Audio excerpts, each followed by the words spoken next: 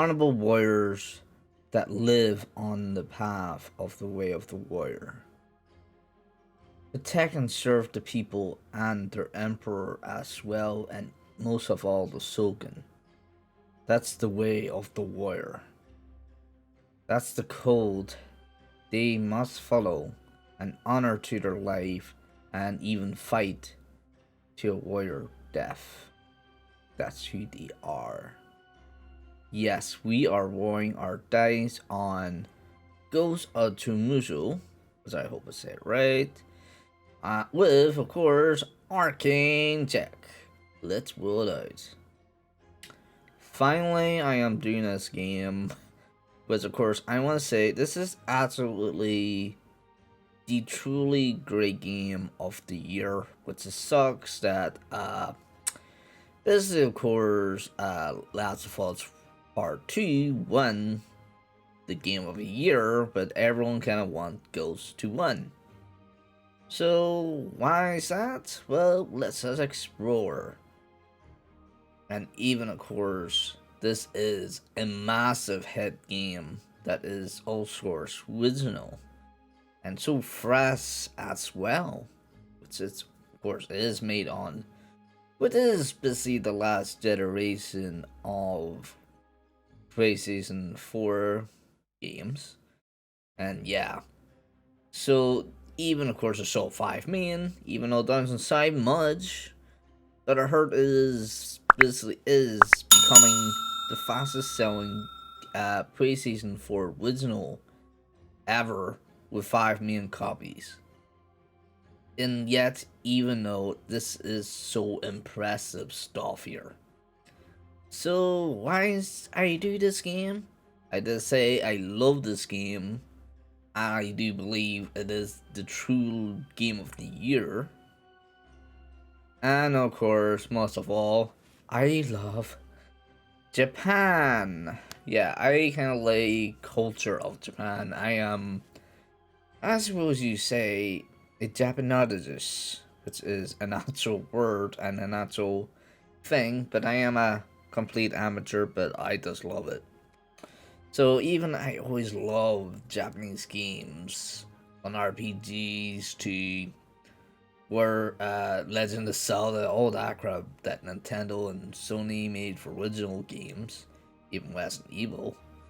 But even though this game is surprisingly is not made in Japan, but it's restaurant made, and yet this original, it's going to kick a serious, like an actual franchise here, that the devs kind of basically now going to working on it, not because they want to get the easy money, is because it's a game that is worth of a tribute and wonder. But you probably wonder why. Why this game, even though it's a samurai game, and yet why? So, the best way to answer that is look into the history of this game development. So here we go. Sucker Punch, not the movie, the studio, of course, is one of the greatest, basically PSP's PlayStation studios out there. And I loved their games in the past, like Infamous and even Sly Fox, which we will probably look into those guys in the near future. So here we go. Basically, after completing, and of course not completing as the game, but from this famous completing the debs of Infamous First Light, which is a standalone of this of a prequel of the last Infamous game, I will say. Team wanted to develop a new open world project that is fresh and new.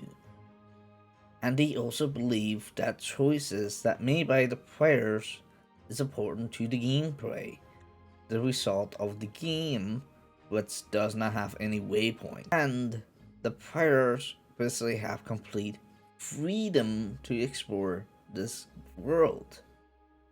According to Nathan Fox, or Nate Fox if you prefer.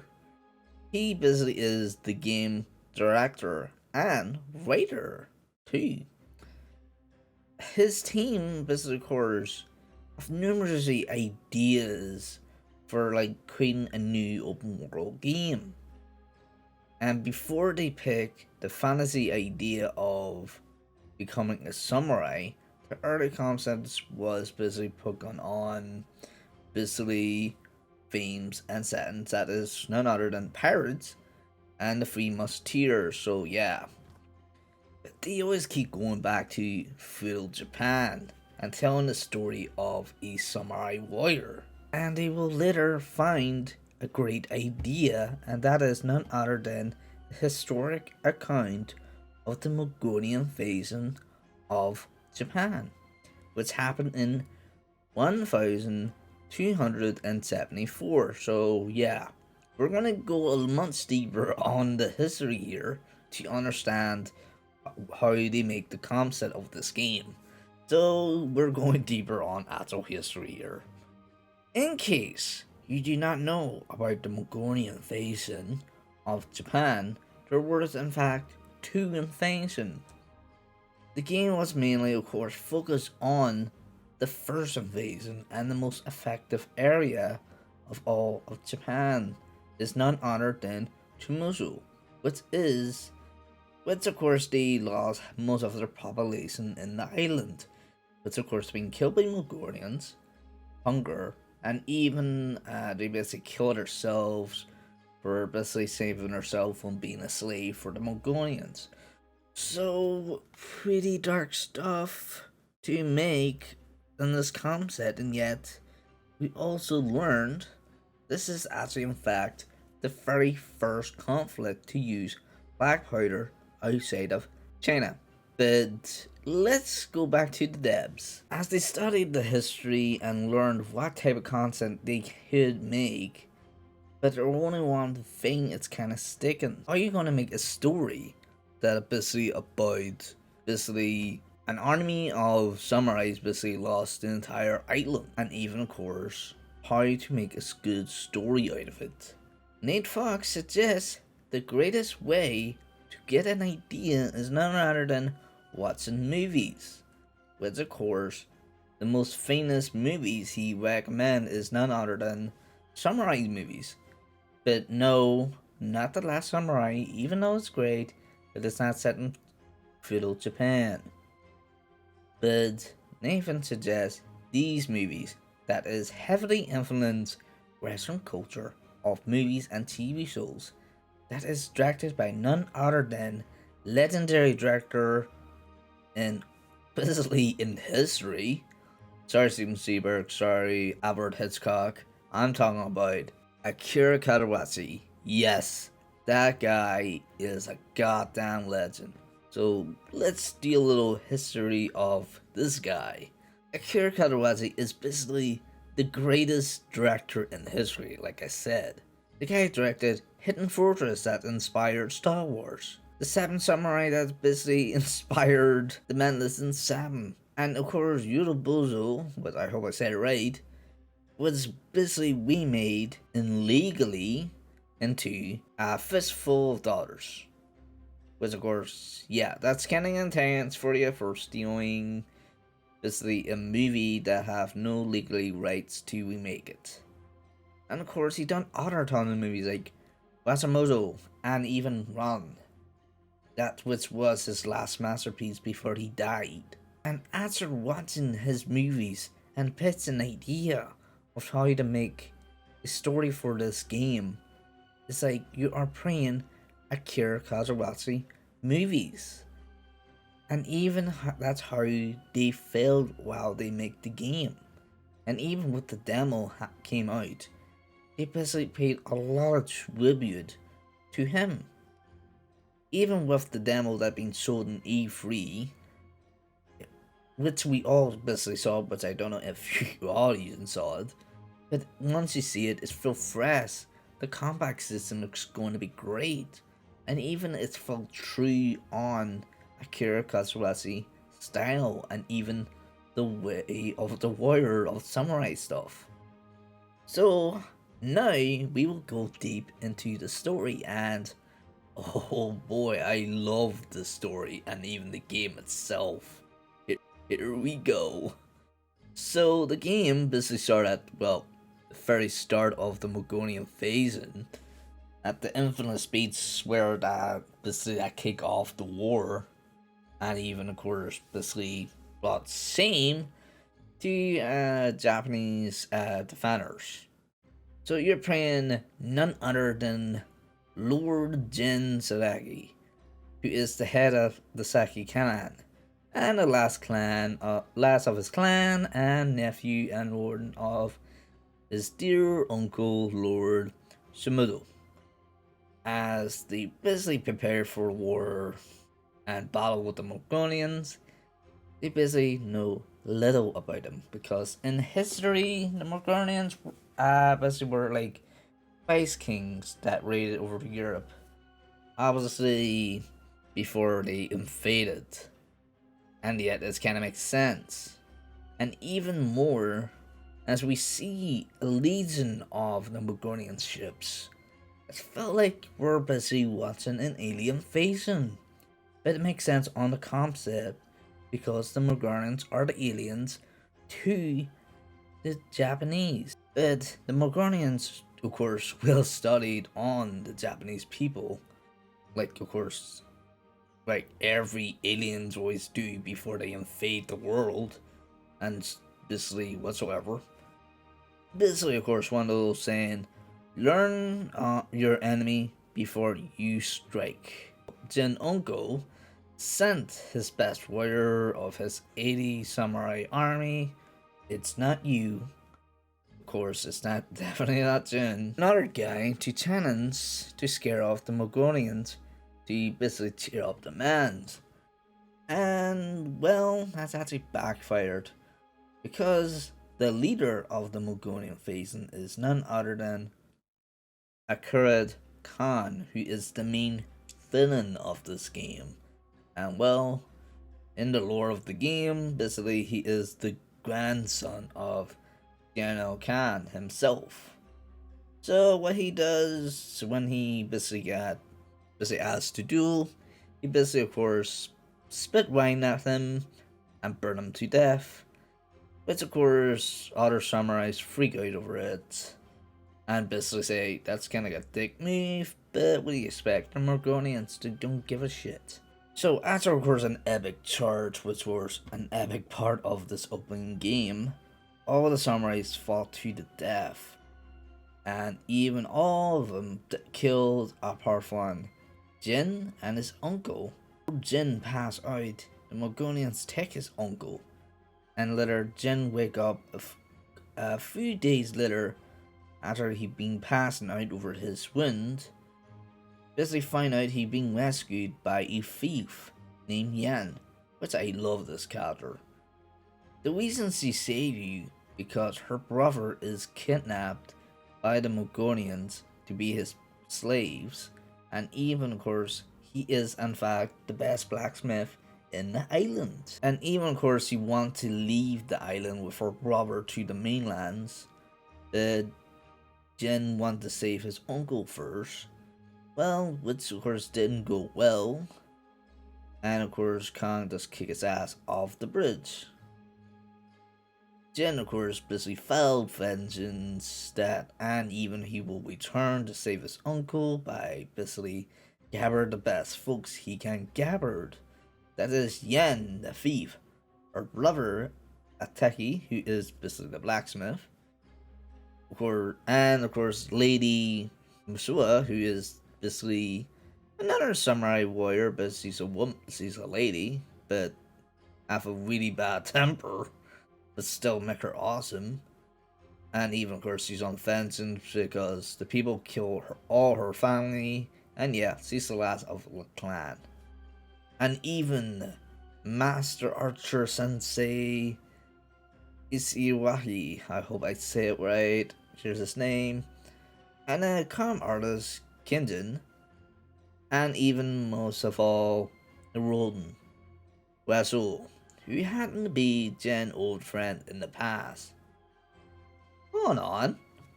One, two, three, four, five, six, seven? Oh, nice one, Square Phoenix. I see what you did there. And as you gather them, you have learned to adapt new ways to fight the Mogonians and new fighting styles to basically, and even tools and weapons to kill them. It's a new path that Jin is following to order to save his people, and even it will dishonor the way of the warrior, which he must adapt. And now, to save his uncle and to retake the castle, definitely.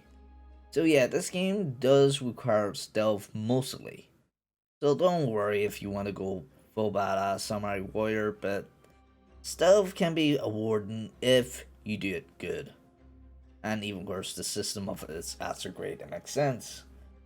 As you manage to sneak into the castle courtyard, you encounter Rasul, who was waiting for Jin because he betrayed you and the island because his men are hungry and they need food. The Morgonians basically offer them food in order to place them in the army and basically, of course, whatsoever.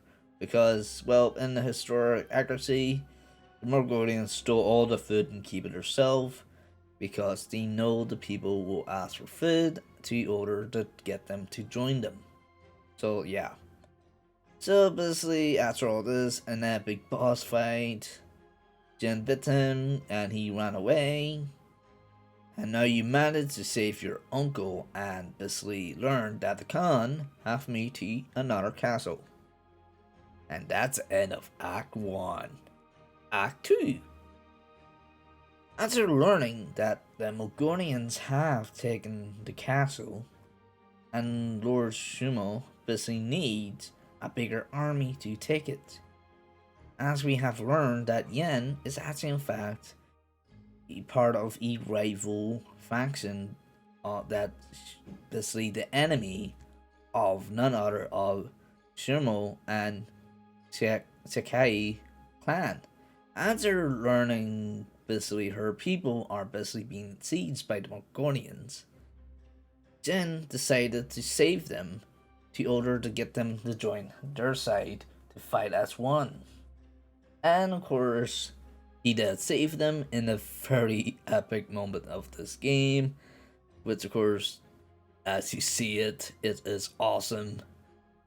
And of course, your uncle, basically his uncle, basically sent a letter to Shogun to get more men, and even you fancily meet a warrior monk, Noel, who is willing to join the fight, and even most of all, Jin must face the very thing that's gonna hold him his entire life, that is basically wearing the armor of his father before he being killed by bandits.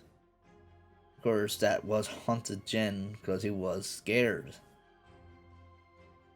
And as Jin basically has the scout ahead, he was basically got captured by the Mogonians, as well Ataki as well, and even of course Khan was there and asked him to surrender, and of course Jin refused and Ataki got killed as a punishment for his refusal.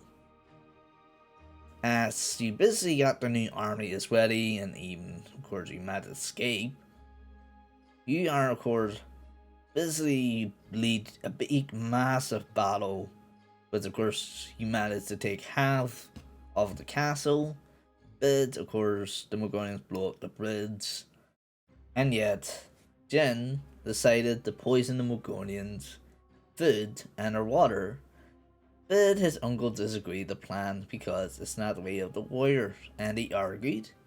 Jin just did it anyways by night, and used the ghost armor that Ataki gave him as a gift. And yes, you have become a Sunobit, a warrior of the shadow. After killing the Mogonians' forces by poisoning them, and even killing a vassal who, in a duel, he managed to tell you that Khan, wait for it, have moved another castle. So basically, of course, with your Jen uncle have arrived and horrified and angered that Jen have followed this path, which dishonored his name, and blame Yen over it. But yet Jen basically say he is the ghost of Shimizu. But he got arrested and basically treated on well for his basically ways. After being a prisoner for 3 months, Kinjin, basically of course the con artist I mentioned, basically con his way in and helped Jin to escape by sneaking out of the castle. Later he found out that the Mongolians are using his same poison on his people now, which of course is like turning the table. He filed more vengeance on Khan, and of course Jin have united with his friends, and he know where his Khan is hiding, which is at E major or town. And of course planning to use the poison on the mainland invasion. But they must strike quickly before they invade. But there is a big problem. Their army were too small. Not because they have Saturn, it's because, well, Jin have loyal men who believe of him. So Jin decided to send a message to his uncle to end the Mongolians once for all, and with both armies attack both sides, Jin decided to go behind the enemy lines to kill Khan for his action, and of course, Lord, what a boss fight that is! It's a classic freeway boss fight, and after killing Khan and of course Jin managed to burn his ship, you basically of course ended the invasion in a storm, if you understand what I mean. But after the aftermath, but in the aftermath, Jin and his uncle basically of course take a small trip to a graveyard of his families. So if you know whether this will go to, his uncle basically told him that the emperor is not happy, and as well the shogun, and even of course basically the path of the shadow that Jin is followed, this way of the ghosts, that the emperor and the shogun tasked his uncle to kill him for his action in the duel. Jin agrees as a warrior within in the honorable duel, and after the duel, Jin managed to win the fight. His uncle basically begged him to kill him for a warrior death, but there is two endings of this outcome.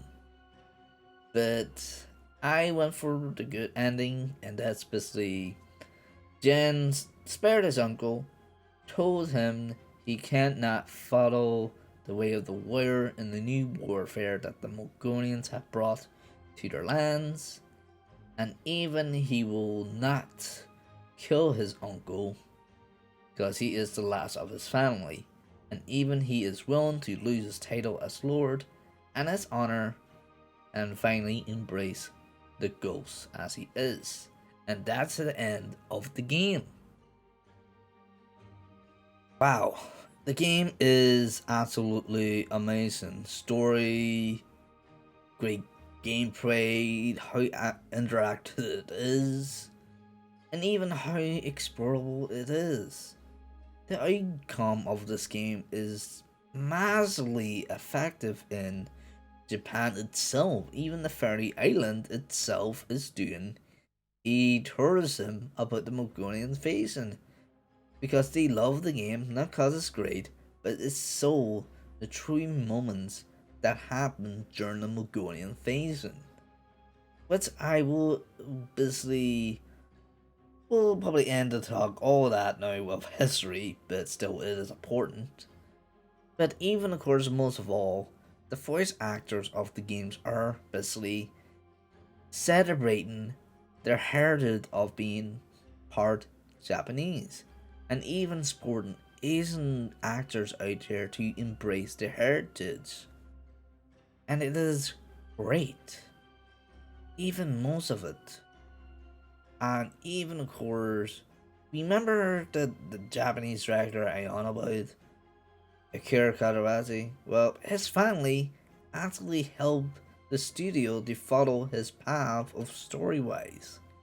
And the reason they know the game is not just a samurai game, but is a massive tribute to Akira Karawazi, which of course they have a mode named after him, which is black and white like his own movies, and as well as they have basically Japanese actors doing the voice, which of course they all happen to be the Japanese actors on anime. And even you probably didn't notice that each act is actually more into it. In the first act, you basically play as a lord, you turn to the path of Roland.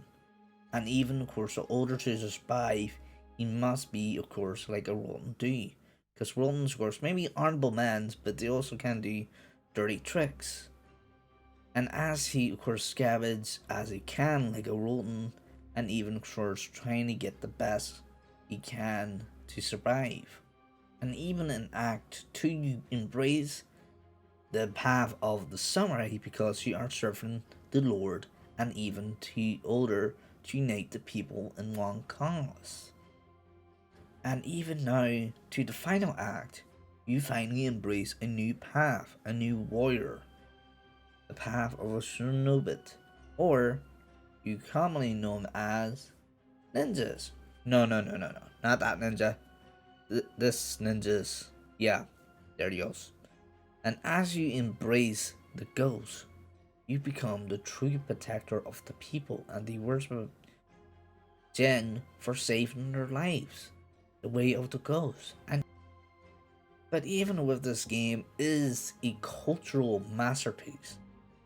And yet you guys need to play it on PS4 or even I heard is much better on PS5. And even most of all, I will say this. I will end this discussion of this topic of this.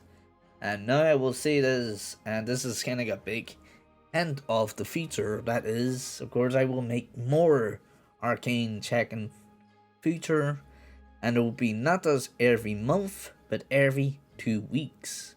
And even I will roll my next dice on arcane check, which is none other than GoldenEye, the Nintendo 64. Because this game is a lot more than you think. And of course, most of all, by ending this video, I will say this. I will love you guys to share out these videos to your friends or your peeps or wherever. And even of course, Merry Christmas to you all.